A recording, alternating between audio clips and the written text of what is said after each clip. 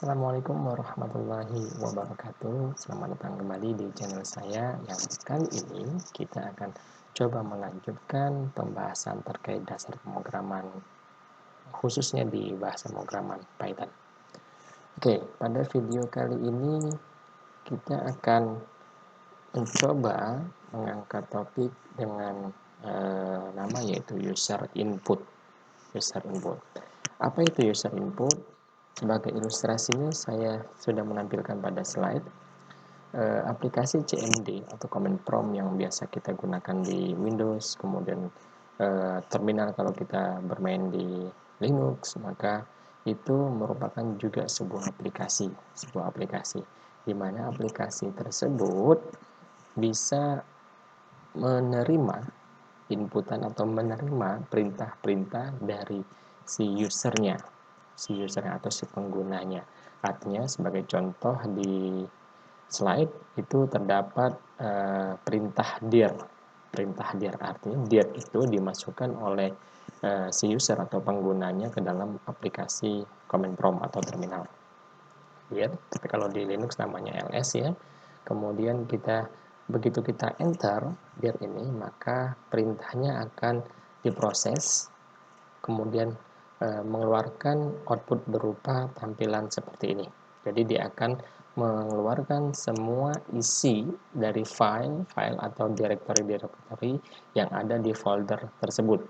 Jadi kalau punya saya ini ada di folder D, kuliah, Daspro 2020, dir, maka muncul semua file-filenya.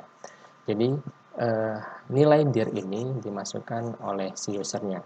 Bukan hanya dir, ada perintah-perintah lain juga yang dapat ditangkap oleh aplikasi command prompt ini dengan berbagai kebutuhan atau berbagai tujuan.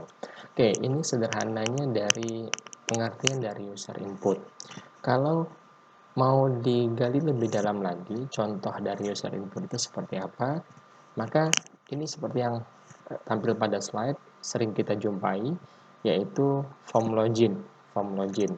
Dalam hal ini Instagram, di mana form login tersebut meminta kita untuk memasukkan email atau username, kemudian passwordnya, kemudian tekan tombol sign in atau login, maka itu disebut juga dengan user input. Artinya interaksi antara si aplikasi form login tadi terhadap si usernya atau penggunanya, kemudian user atau penggunanya itu memberikan nilai atau memberikan data kepada aplikasinya, maka itu disebut dengan user input. Kemudian sama seperti halnya data pendaftaran, misalkan kita diminta memasukkan nama, email, alamat misalkan, maka itu juga disebut dengan user input.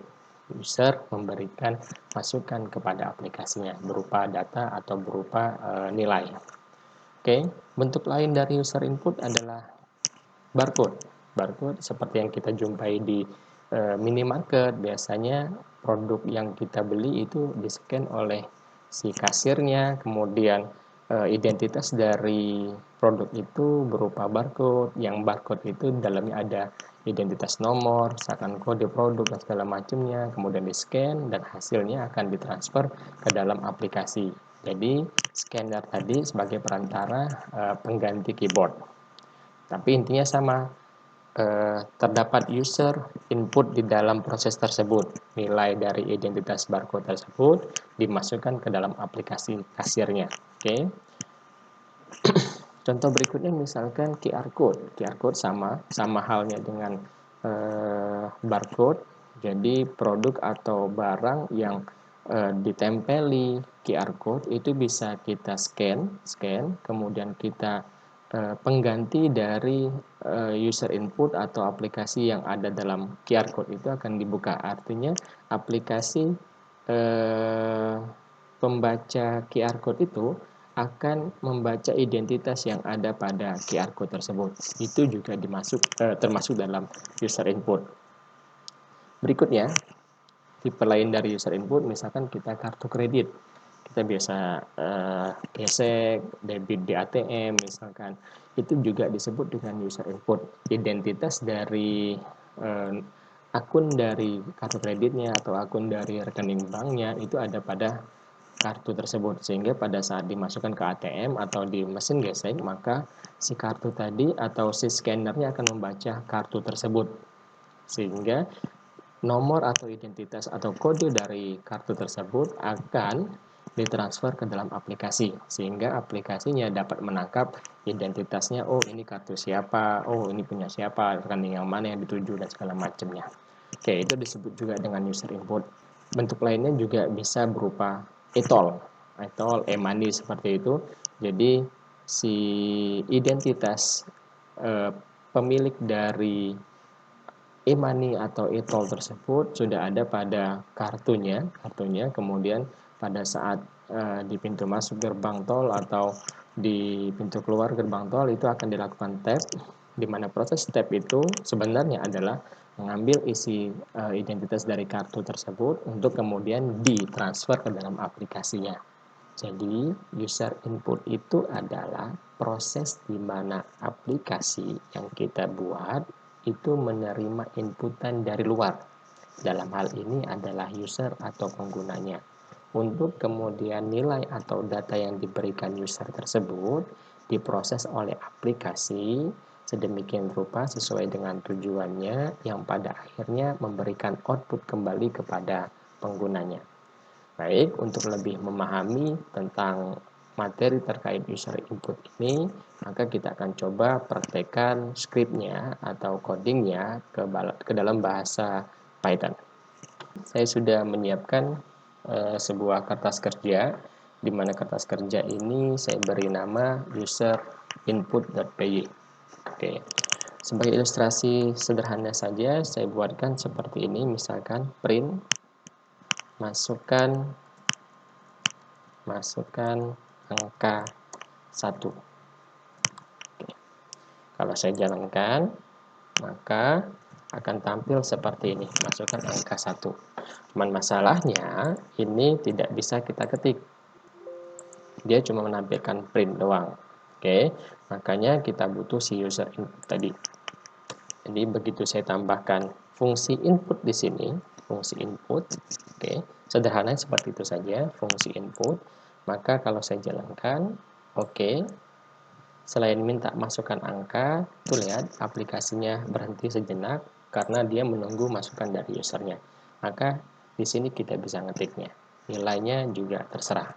Oke, begitu enter baru selesai. Oke, berikutnya adalah, jadi ini fungsi dari user input itu. Jika kondisinya hanya seperti ini, maka kita tidak bisa menangkap nilai yang dimasukkan oleh si user tadi. Sama halnya contoh dari slide tadi, maka di form loginnya itu ada username sama password. Kalau hanya sekedar memasukkan username dan password kemudian login, tidak ada proses berikutnya, maka bukan itu yang dimaksud dengan user input. User input pasti ada proses lagi setelahnya. Dan untuk memulai prosesnya itu, otomatis kita harus menangkap nilai atau data yang diberikan oleh penggunanya. Maka ini user input yang kita punya atau fungsi input yang ada dalam Python ini harus kita tangkap atau kita simpan ke dalam sebuah variabel. Maka ini saya simpan sebagai angka 1 sama dengan input.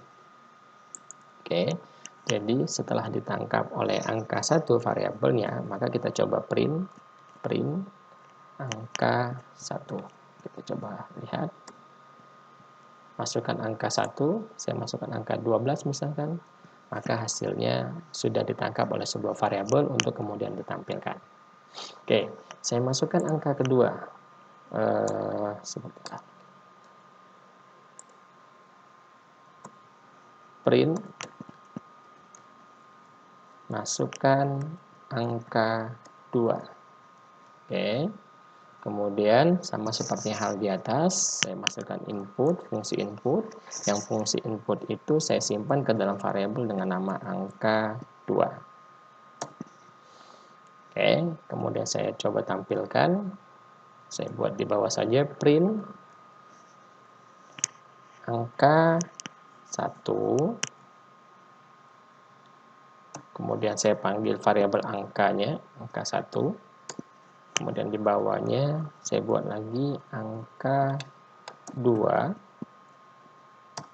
angka 2. Oke, saya coba jalankan. Maka prosesnya akan meminta memasukkan angka 1, saya isi angka 12 misalkan, kemudian saya enter. Proses berikutnya diminta memasukkan angka 2, saya isi dengan 24 misalkan, itu enter. Maka nilai yang dimasukkan tadi sudah tersimpan ke dalam variabelnya masing-masing untuk kemudian ditampilkan. Oke, berikutnya kita akan coba memproses nilainya tadi, angka yang dimasukkan oleh si user tadi, baik angka 1 maupun angka 2, kita buat sederhana saja. Kita akan coba memprosesnya ke dalam bentuk penjumlahan. Namun sebelumnya, artinya tadi kita maunya angka 12 ditambahkan dengan angka 24. Oke. Namun sebelumnya yang perlu diperhatikan adalah input secara default itu bernilai string. Input secara default bernilai string. Ini dapat kita terjemahkan seperti ini. Apapun yang kita masukkan sebagai user inputnya atau nilainya itu ditangkap sebagai str. Karena str atau string itu tipe data yang paling umum. Artinya semua tipe data itu sebenarnya bisa dijadikan str. Contoh misalkan angka 12 itu integer, bilangan bulat, namun bisa kita konversi ke dalam str. Oke. Begitu juga bilangan koma 0,12 misalkan, maka 0,12 itu juga sebenarnya bisa dijadikan str. Nah, kenapa input secara default itu bernilai str? Karena tadi alasannya adalah lebih umum. Semua tipe data itu berakar atau dapat dikonversi menjadi str. Sebagai contoh, saya buatkan seperti ini. Saya mau ngecek inputnya tadi, kita bisa menggunakan type ya, type, fungsi type untuk mengecek tipe data dari angka 1. Oke. Kemudian ya secara otomatis hasilnya bakal sama juga untuk angka 2. Jadi ini proses di mana fungsi ini bekerja untuk mengecek tipe data dari sebuah variabel. Jadi sebagai contoh saya running, oke. Saya masukkan angka 12, saya masukkan angka 3 misalkan, begitu enter, 12, angka 2-nya adalah 3. Dan lihat di bawahnya, angka 12, angka 3 yang kita masukkan itu adalah bertipe data str. Nah, kalau bertipe data str, maka kedua variabel tadi tidak bisa kita tambahkan, tidak bisa berstatus sebagai numerik. Perbedaannya kalau kondisinya angka 1 str ditambah dengan angka 1 str itu hasilnya 1, 1. Tapi kalau 1 integer ditambah dengan 1 integer maka hasilnya 2. Maka kalau ini tetap kita proses, hasilnya akan menjadi 1, 2, 3. Oke, saya contohkan misalkan saya buat sebuah variabel jumlah sama dengan angka 1 ditambah dengan angka 2. Maka kalau saya print jumlah sama dengan jumlah, maka kita lihat hasilnya 12, enter, 3, maka kita lihat hasilnya adalah 1, 2, 3. Dan itu bukan yang kita mau. Kita maunya hasilnya adalah 15. 12 ditambah 3, yaitu 15. Maka tipe data dari input tadi harus kita ubah menjadi numerik atau bilangan bulat. Bisa juga menggunakan desimal. Intinya harus menggunakan tipe data numerik untuk bisa diproses secara matematika. Oke, untuk menjawab pertanyaan tersebut, maka kita bisa mengkonversi input tadi menjadi numerik atau menjadi integer atau menjadi float. Oke, caranya adalah kita bisa menggunakan fungsi yang namanya int, misalkan int integer, fungsi integer di dalamnya. Artinya apapun yang diinputkan oleh si user itu akan dikonversi atau di casting ke dalam int. Bisa juga menggunakan float, misalkan float seperti ini, maka apapun nilai yang dimasukkan oleh si user itu akan di casting atau dikonversi ke dalam float. Oke. Nah, ada lagi satu fungsi yang namanya eval. Eval. Fungsi ini bersifat otomatis. Jadi artinya ketika yang dimasukkan adalah str, maka tipe datanya langsung str. Ketika yang dimasukkan adalah bilangan bulat, maka otomatis tipe datanya jadi integer. Ketika desimal yang dimasukkan, maka otomatis menjadi float. Oke, jadi sifatnya lebih umum dan lebih fleksibel penggunaannya. Caranya adalah ini kita ganti dengan eval. Eval, yang ini juga eval. Oke, maka kalau kita cek print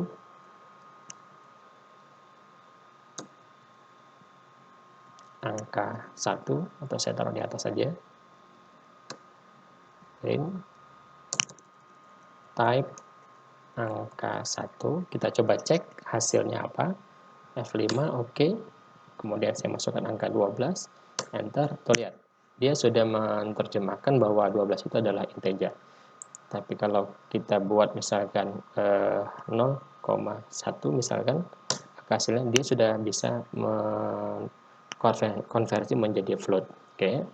Dan terakhir saya coba satu lagi, misalkan str ABC misalkan, begitu enter, ini salah, kita coba menggunakan kutip karena ini str, maka begitu enter, dia sudah bisa menerjemahkan sebagai string. Oke, berarti konversi apa yang diinputkan oleh user sudah kita selesaikan. Maka kita kenal dengan nama istilah fungsi eval. Oke, setelah dikonversi menjadi eval, kedua angka tadi, angka 1 dan angka 2, maka di bawah kita tinggal jalankan hasilnya. Oke, masukkan angka 1, 12, masukkan angka 2, 3, maka hasilnya sudah benar sesuai dengan perhitungan matematika, yaitu 15. Kita sudah mengkonversi atau mempraktekkan user input ke dalam bahasa pemrograman Python, yang tentu saja user input ini juga bisa diterapkan di bahasa pemrograman lainnya. Oke, salah satu fungsi dari user input itu membuat aplikasi kita lebih dinamis. Artinya kalau konteksnya penjumlahan tadi, nilai yang kita berikan bisa beragam dan sesuai kebutuhan kita. Kalau kita mau saat ini mau menambahkan 2 dan 3, besok mau menambahkan 5 dan 7, maka aplikasi kita sudah siap untuk melakukan tersebut. Jadi intinya adalah nilai yang diberikan tersebut membuat aplikasi kita menjadi dinamis. Baik, saya kira cukup sampai di sini video untuk pembahasan user input di topik dasar pemrograman. Semoga bermanfaat. Assalamualaikum warahmatullahi wabarakatuh.